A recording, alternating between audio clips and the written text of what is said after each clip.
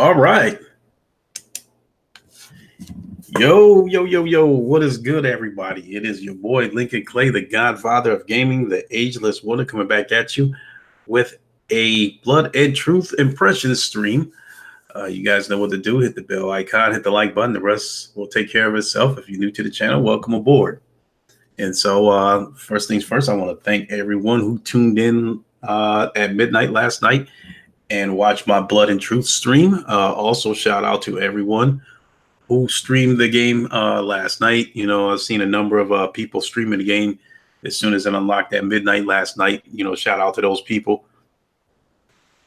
And so I played the game for about 2 hours last night, and I want to give everybody my impressions. So, excuse me.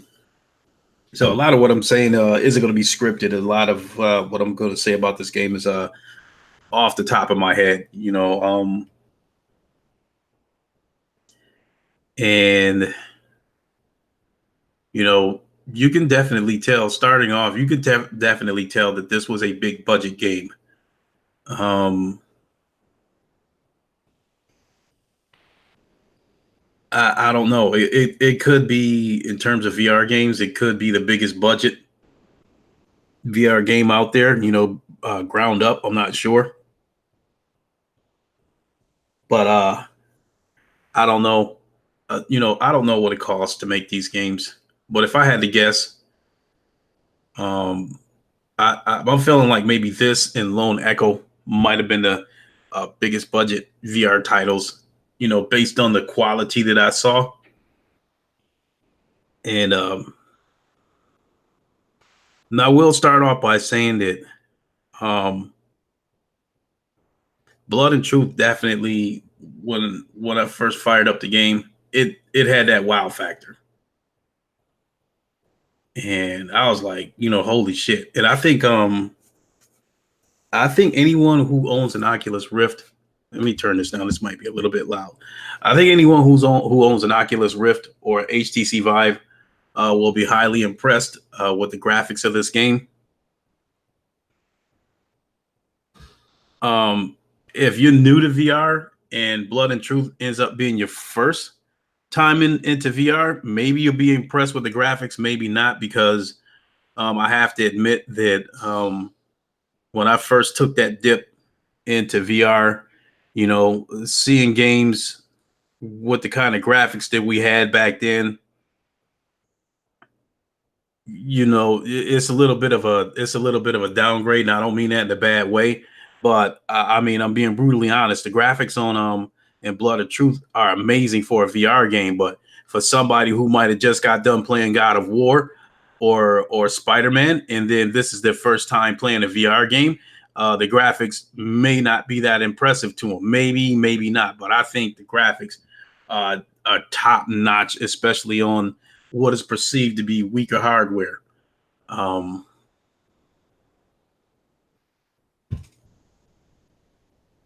uh, uh, yeah, I'm in the days right now, still thinking about those graphics because they are amazing. So I would give the graphics for a VR game. I'd give the graphics a 9.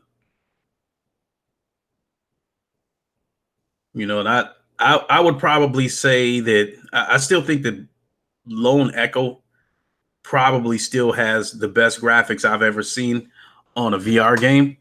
So I would go like this. I would give, like, um on the graphics, I would give Lone Echo like a 9.2, and I would give Blood and Truth a 9, maybe even a 9.1.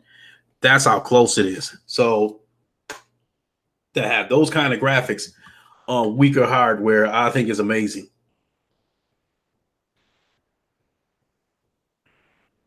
And I think they did an amazing job with that game. Hold on, folks.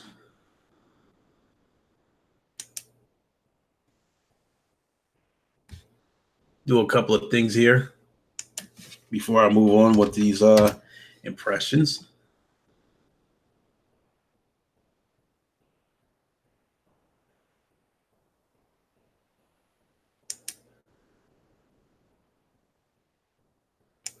What the?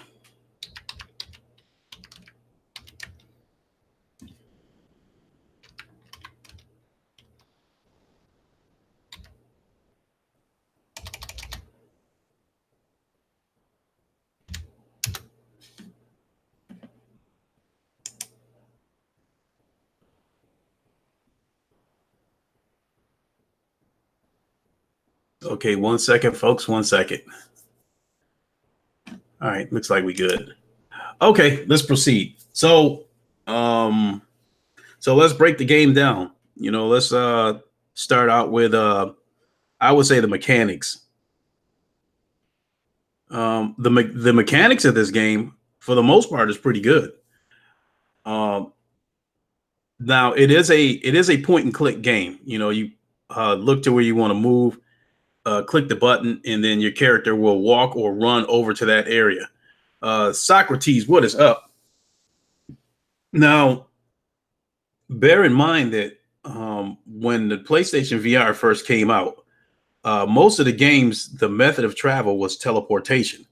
And we talking about games like the Batman Arkham VR or the Batman VR, uh, the Resident Evil, the VR mode. And that there was if there was smooth locomotion in there, I didn't find it. So I'm led to believe teleportation was the only method of travel in those games. And then it evolved, because the original form of teleportation maybe was making me sick because it was just something that I was not used to. I was new to VR, so my eyes just kept having to readjust. Yeah, I'm having a pretty good day, Socrates. I mean, today's I've got a lot to do today, so there's only so much gaming I can get in, and then we still got the round table tonight. So I don't want to make this podcast very long, because I want to jump up and get some more blood and truth in after I get done with this podcast, and I will stream it, because I spent about 2 hours playing it yesterday, and so getting back to the mechanics of the game, talking about the point and click type of movement, we had the teleportation, and then it eventually evolved to Bravo Team, which I didn't have a problem with the point and click method of travel, transitioning from one point to another on Bravo Team. The problem I had with that was that you are in first person mode, and then once you transition from one point to another, you go into third person mode, and it broke the immersion of the game. And not only that, when you're transitioning from one point to another, you can still be hit by enemy fire as you're transitioning. So that was one of those things where I was like, okay, I'm okay with this method of travel, but it needs work, it needs refining. And so as time went on, yes, it got better. One game that I think is very underrated was the Crisis of the Planet of the Apes. I played that game, and that game has a point and click movement, but it's not the not the traditional point and click. It evolved. So you look to where you want to go. You press that button, and you'll quick shoot over to the next point. There are parts of the Planet of the Ape games that requires you to run, so you swing your arms like you do in the Rocky game, to transition to that point. So it started to evolve. So now here we have Blood and Truth. When you want to transition from one point to another, you press the button, and you are, depending on what you're doing, you were either walking or running to the next spot. But you can't shoot back at the enemies as you're transitioning. So with that being said, the method of travel I feel is a little outdated, but it's still great, because most VR games now offer you the choice of teleportation or smooth locomotion. And what a lot of today's VR games is pretty simple. Either the game is a wave shooter where you're pretty much standing still and shooting everything that comes at you, or it's a game where you, in most cases, you can move around freely. So Blood and Truth doesn't have the traditional, the older style of teleportation, but it's still great. I still like it. So I think the game is very immersive. There's a lot of things, like for instance, I was vaping in the game. I grabbed one of those vapes, and what's cool about that is when you actually inhale, you can hear the noise from the vape. So it makes use of your microphone. And then when you blowing the smoke out, when you make a like you're exhaling, all the smoke comes out, that vape smoke, and I think that's pretty cool. So that definitely adds to some immersion. And so let me see gameplay. As far as like guns and that kind of stuff, I definitely like that. Um, it's nothing revolutionary because of where we're at right now, but it's still great. Um, excuse me, having a drink here. Tracking, I think tracking for the most part is pretty good. There wasn't any moments where I felt like, wow, this shit is messed up. I got to go adjust my lighting. I got to go adjust my camera. It was nothing like that. There was a couple of minutes where the gun wasn't stable, but for the most part, I think the tracking was pretty good. And so that definitely adds to your experience, into your immersion when you have a good tracking. So I think the tracking for the most part was pretty good. And what else? What else did I like about the gameplay? There was a couple of funny moments where I was messing around with a paint gun inside a museum and that kind of stuff. So now let's that was pretty quick. Talking about the mechanics, talking about the gameplay. The biggest part that I want to talk about would be the story, and this I don't plan to spend very long on that too. So I mean, this is only going to be about a 20-minute, maybe half-hour podcast at the most. But the story. So if there's any part of this game that I had an issue with, it would be the story, and it's just me nitpicking. It's not bad. The story is actually remarkable. You start out as Ryan Marks, and I'll try not to throw any spoilers out there. I'll just explain what the story is about and just go from there. You're Ryan Marks. You are a SAS soldier. Well, the game starts out with you being interrogated by a CIA operative, and he's trying to get down to the bottom of obviously something that happened. And so through flashbacks, you kind of tell your story. And Ryan Marks is a SAS operative who was on assignment in Afghanistan. And so a family tragedy happened. So he came back to London. And once he got back home, well, it turns out that his family ran a criminal organization. So that threw me off a little bit. It took me a minute to that kind of blindsided me a little bit, because I'm like, you're a soldier, but yet your family runs a criminal empire. So in the midst of this family tragedy, another rival, Anthony Sharp, same deal. He's a crime boss. Owns several businesses.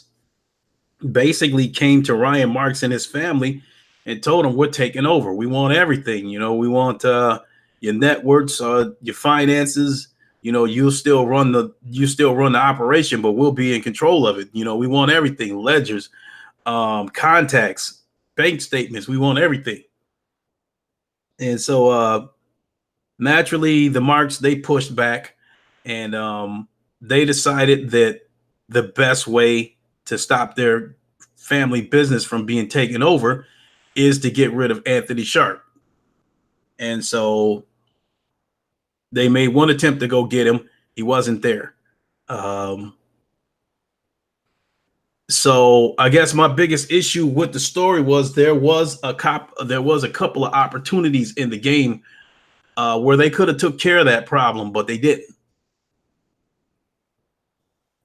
So that's just some nitpicking on my part, but it is a tremendous story, a tremendous game, great graphics.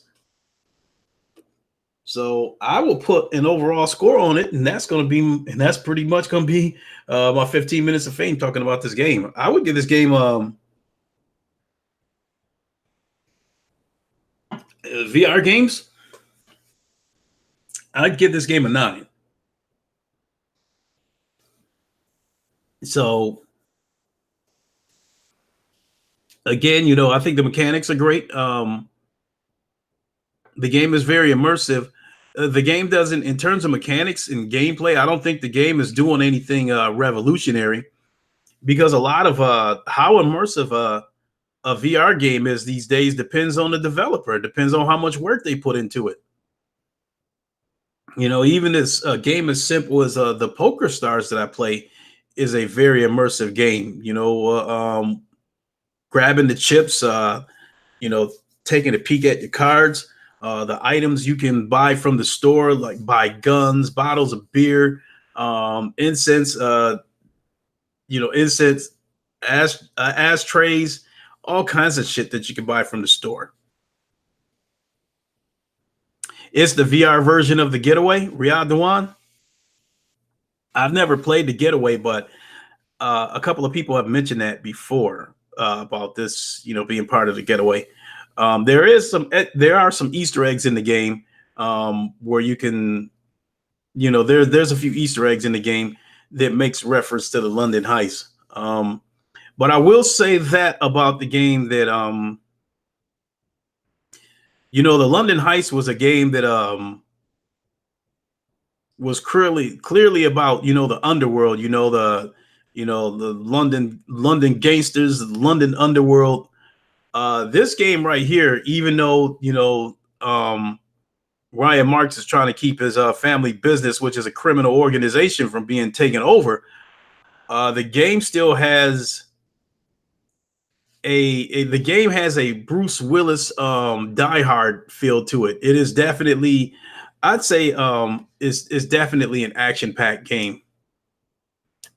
So lots of action, a lot of over-the-top action in the game. Christopher Hart, what's up? Shouldn't you be at work or something, man? I know over in the UK, they're about 6 hours ahead of us. So I assume they are out of work right now, unless they work second shift. But yeah, all the videos of Blood and Truth, they do look incredible. It is by far, I'll say this, Christopher, Blood and Truth is by far the best looking game on PlayStation VR. It is incredible. But I still think Lone Echo is still the best looking VR game that I've ever seen, period. Riyadh Dewan is 538 in UK. Yep, I figured that. And I don't know if you caught that part, Christopher Hart, but when I put a number on the graphics, I gave Blood and Truth a 9 or 9.1, and I gave I gave Lone Echo a 9.2. So it's just that close.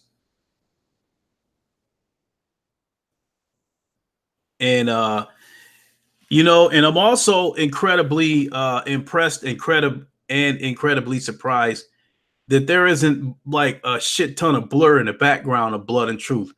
There's minimal blur in the background. It's not razor sharp, but it's not super blurry like Drive Club, because I think, by far Drive Club VR is by far one of the blurriest games I've ever seen.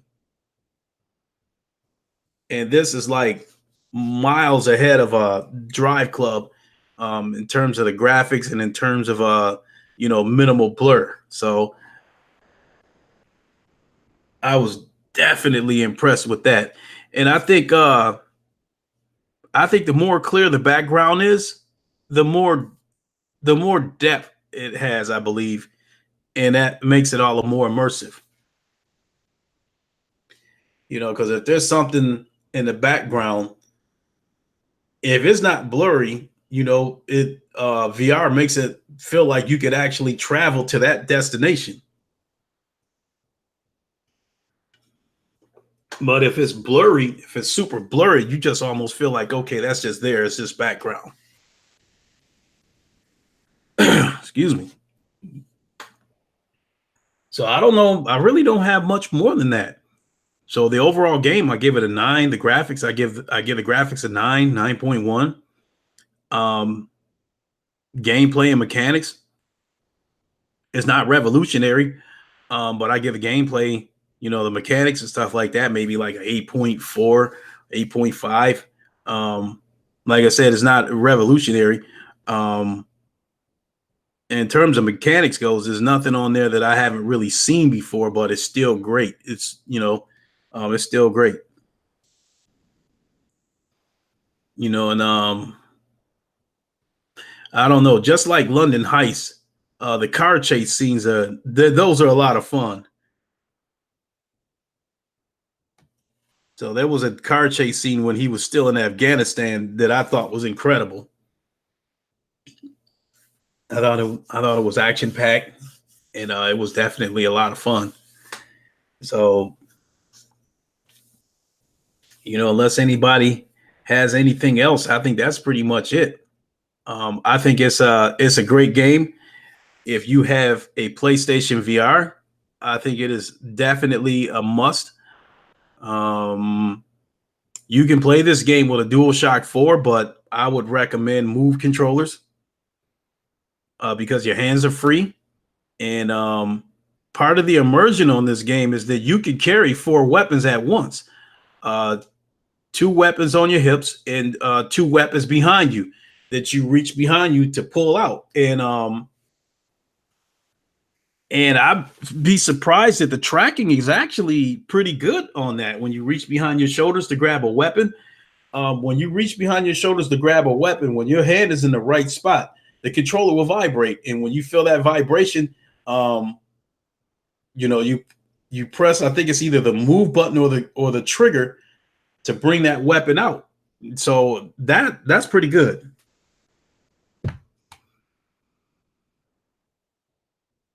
So I'm definitely surprised by that. That's especially with the with the camera pretty much being your only sensor with one camera right in front of you. Um, the game is 360 degrees, so you can look 360 degrees. But as far as gameplay goes, I would say that it's 180 degrees because once something gets behind you, it's pretty much no longer relevant. Like during the car chase scene, you know, if you're shooting at somebody and they get behind you, that's it. They're gone. You don't have to worry about trying to turn around and get them because they're pretty much gone. But during the car chase scene, you still had to keep your head on a swivel. I wasn't necessarily looking behind me, but I was still looking on the sides because there was a couple of times that I got hit before the enemy came in view. That's not a knock on the game. That's a knock on me for just not like keeping my head turned all the way around. And Polish Paul just released a video giving his Five Nights at Freddy review. So I will be picking that game up. It's a little more. It's a lot. It costs a lot more than I thought it would. I thought Five Nights at Freddy's would cost $10 or $15, but it costs 30. And because it costs 30, I'm not going to pick it up on both systems.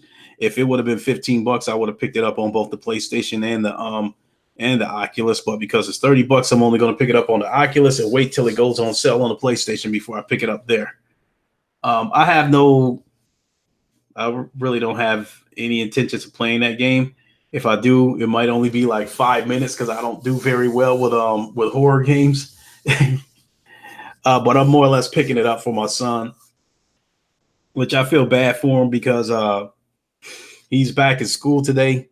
And when he learned that the game was going to unlock at midnight, he sounded really disappointed that he had to go home and have to wait, until this weekend to be able to play it. So, Alabama Jones, what is up? The Five Nights at Freddy's. I think it's mini games from the Five Nights at Freddy's universe. So I guess it's got parts of 1, 2, and 3, and then like a couple of other games in there. So I guess it does have a lot of content from what I'm hearing. So But my son claims that he won't be scared of it. So my guess is I think that if uh,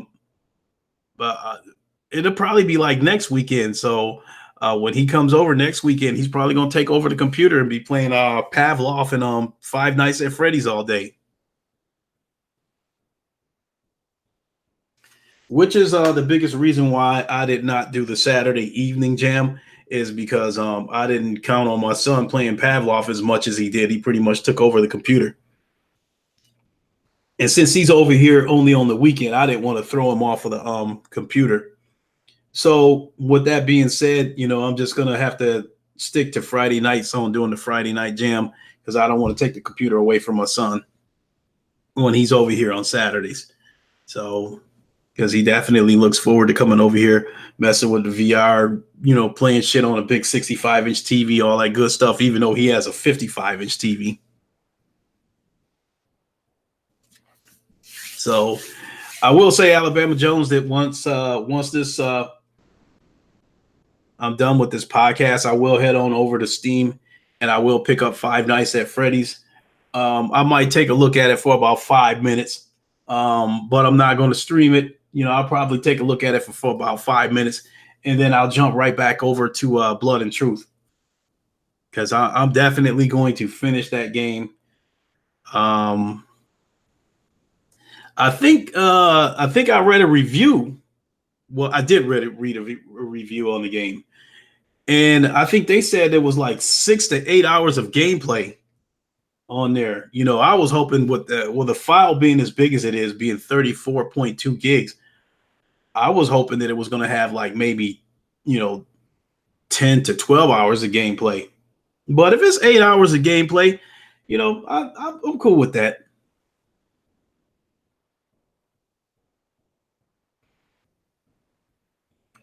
It says it's good for a few jump scares. Once you get the pattern, it's easy. Okay. Well, I'll tell you this, Alabama Jones. I have never completed any type of horror game in VR because,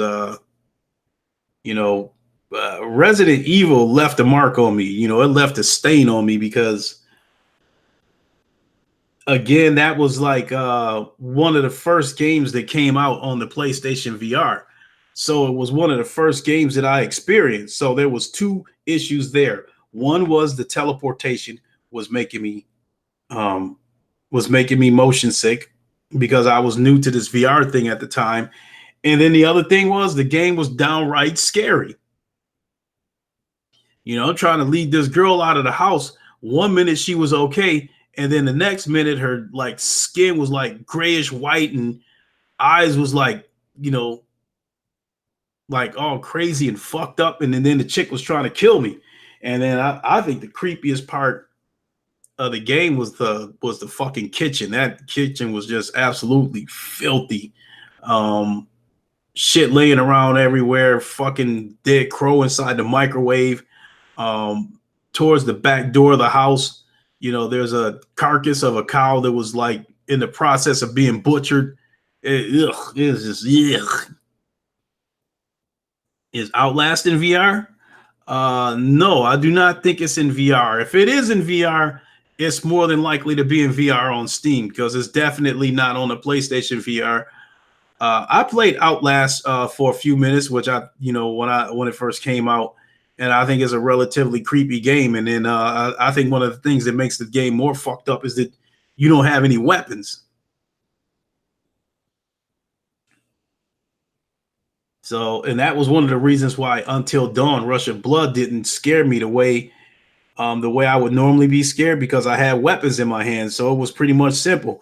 When they come at me, shoot them. But I think when you play in a horror game and you don't have a weapon, that makes the shit a little more scary.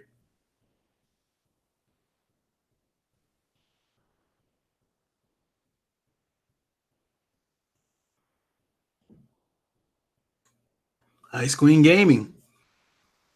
You and your late husband played Outlast and Outlast 2. Very creepy games. I have not played Outlast 2, but like I said, I played a little bit of Outlast, and I thought it was shit. Even though it was flat screen, I still thought it was creepy at the time. See, it didn't scare me because it was a flat screen game, but the thought of being in a situation like that was scary. I'm like, damn, what if I would have been in this situation in real life? This shit would be scary. So with that being said, I think if they would have put Outlast in VR, yes, and I think it would definitely be a top-notch horror game. Joystick Guru, what is up? I had already gave my impressions of Blood and Truth. I think it's an amazing game. I explained in there that I don't think the mechanics are revolutionary because mechanics of VR games have advanced so much these last couple of years, but it's still great. And to put a number on it, I gave the game a 9. I gave the gameplay mechanics like an 8.5. I gave the graphics like a 9.1. But because it is by far the best looking VR game on the PlayStation VR, no question, hands down. Minimal blur in the background. But I still think Lone Echo is still the best looking VR game that I've ever seen out there. Hands down. And for comparison's sake, I gave Lone Echo on the graphics. I gave Lone Echo like a 9.2, and I give Blood and Truth like a 9 or 9.1.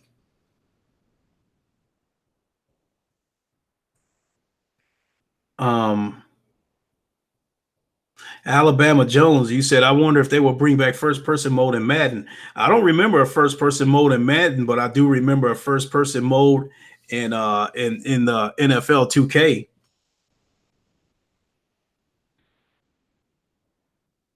So, but if you watched, I've done a couple of streams. I've done a few streams of this game called VR Sports Challenge, and the last one that I did a stream of that game a few days ago where I had the webcam on, and if you watch that stream, you watch the game and you watch my motion on the image over in the corner, it's proof that a football game, a fully playable football game in VR can be done. It can be done. And I would love to see that. I've said that before. It doesn't have to be an NFL game. It could be a game with NFL rules, but it doesn't have to be the NFL teams. It can be made up teams.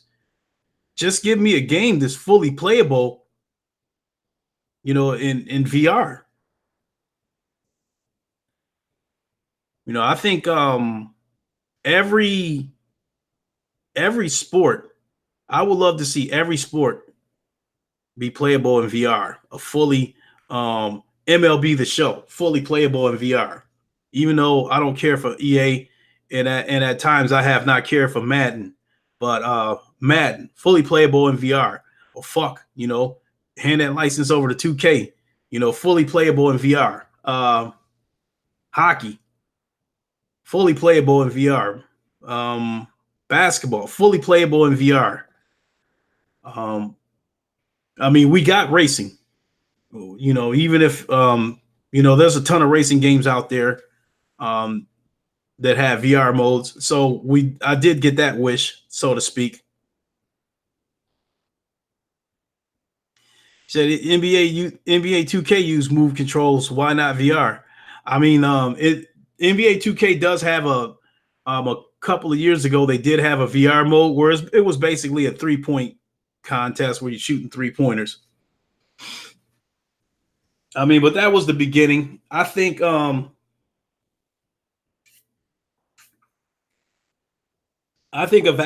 basketball game. I think it can be done. Don't call me Danny. What's up? I think a fully playable basketball game in VR, I think it can be done.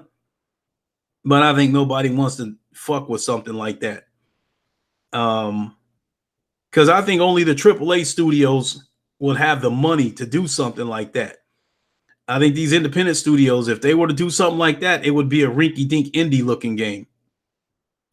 I mean, right now, hockey is fully playable in VR. I think there's a game at the Oculus store and Steam. There's a hockey game where it's like 3-on-3. It's fully playable, a fully playable hockey game. Only thing is the characters look like some Roblox shit, but it is a fully playable game in VR where you're moving the puck down the ice and shooting at a goalie. The game's only $5. I think I'm gonna go ahead and try it. But that game is proof that a hockey game can be done fully playable in VR. But it would take somebody like EA or something like that that would have the funds to put a AAA touch on it.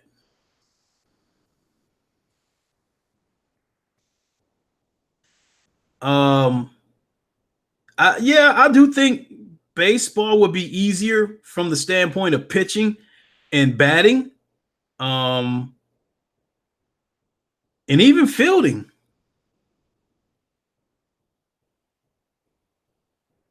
But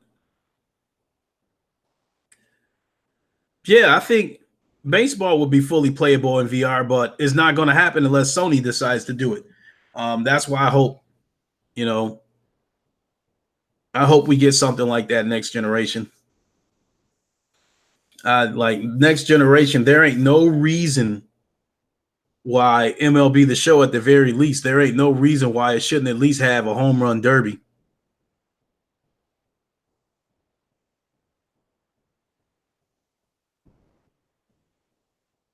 I mean, we got home run derbies right now in VR, so there ain't no reason why. Truth be told, even right now, currently, MLB The Show should have a home run derby mode in it in VR.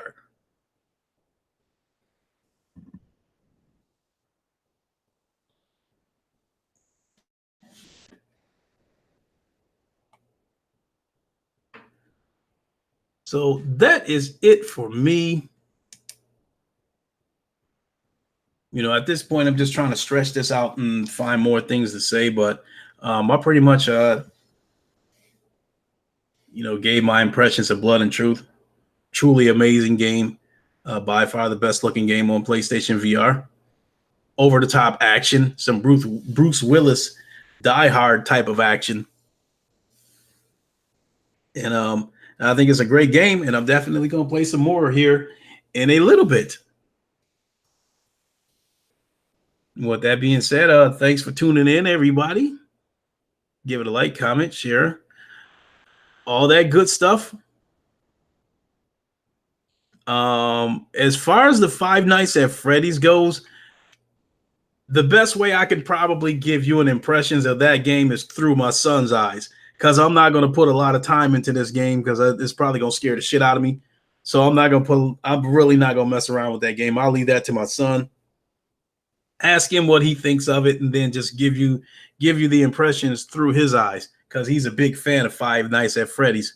So if there's something about the game that he doesn't like, he would have a more valid argument than me.